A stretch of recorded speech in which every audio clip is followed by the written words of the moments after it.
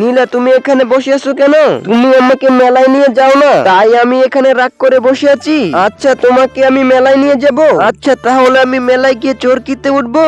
আচ্ছা নীলা, তুমি এই টাকাগুলো দিয়ে মেলায় গিয়ে যা মনে চায় তা কিনে নিয়ে এসো। স্যার, আপনি ওই পাগলকে টাকা দিচ্ছেন কেন? ওই পাগল আপনার কি হয়? এই পাগলিটা আমার অর্ধাঙ্গিনী হয়। নীলা, চলো আমরা মেলায় যাব। কি মেলায় যাবে? তাহলে তাড়াতাড়ি চলো। হ্যাঁ চলো। সাথে থাকা ছেলেটা কিছু না বুঝে আবুলের মতো তাকিয়ে থাকে তাদের দিকে।